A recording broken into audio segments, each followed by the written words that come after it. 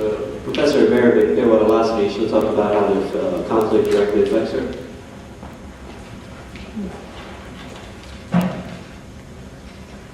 My name is Tarek Leslie, and I'm Palestinian, but my mom was Syrian. I was born in Syria, lived all my life in Syria, and I'm not here actually to talk about politics or what happened in those 50 years of struggle between Israel and Palestine. I'm not expert in this, but all what I want to tell here, all what I'm here to is to tell you something about my personal experience living away from my country in Syria, which is actually one of the fewest countries that accepted to let Palestinians live in it without making any segregation between Syrians and Palestinians. So sometimes I feel I'm really thankful for Syria because they accepted to receive the Palestinians who were put away from Palestine in 1948 when the real intifada started. But of course, living in Syria wasn't so much ideal, but as I said, it was better than, for example, Egypt or Lebanon. Like some aspects of the negative aspects of being a refugee in a country like Syria is that they didn't give you a citizenship. They tell you you're Palestinian, you're still Palestinian, we cannot give you a citizenship as a Syrian, but you can be dealt as a Syrian, like you can have employee, you can go to school, you can be having all the benefits of a Syrian, but still you are Palestinian. And I was always asking the question, I was always asking my parents, okay, if I'm Palestinian, why can't I go to Palestine? I just wanted to go visit this country that they tell me every day that I'm Palestinian. Okay, why can't I go and see this country?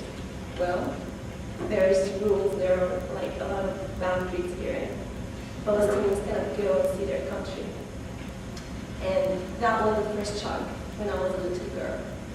Like, you are Palestinian, you cannot go see your country, we have families there, but you cannot go see your family because of all the issue.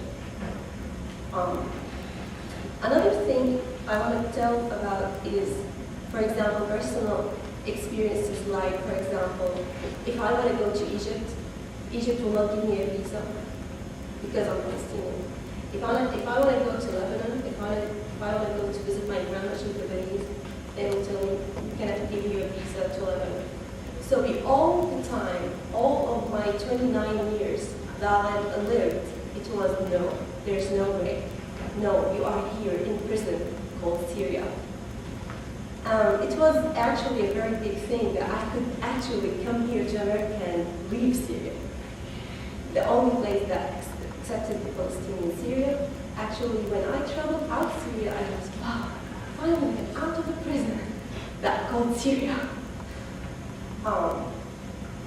Actually, as what all the professors said, that it's affected psychologically those people who are away from their countries. There are a lot of psychological effects. Like when we were children, like in Syria it's different from here. I noticed that here the news channel, they don't show the truth. They don't show the whole thing. But because in our country we can say what we see is the truth. For example, every day they put on the channels what happens in Palestine, like little children having those stones, trying to throw it on the big tanks and weapons and defending themselves. And I was a child and I was like, oh my God, what is happening there? That's too much for children to do.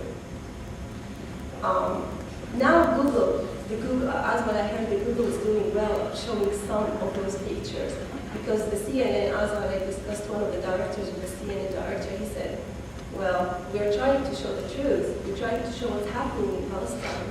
But I didn't see that this is what's really happening here. A lot of people here, they don't really know what's happening in Palestine on the land. But fortunately, there are some internet access where we can now have some of these pictures and videos, seeing people, the land is taken, people is out, very poor situations. Houses are destroyed. A lot of, I think we have like more than 10,000 or 20,000 people in prisons just because they, for example, defend their lands. Or I don't want to go into this because I'm not an expert, but because I'm just somebody who wants to say something on the issue. Actually, the end, all we need is peace. I'm not telling, now we cannot say we need Israel out. No, we just now need peace. It's hard to reach this, but we just need peace and justice for both sides. For example, water for everyone, land for everyone. If that can happen, yes, we need peace. If Palestinians can drink good water, not only Israeli people can fill their, for example, swimming pools with the drinking water, and Palestinians they don't have the drinking water to drink. If that will happen, like water for everyone, food for everyone, then yeah, we need peace. I agree. Thank you.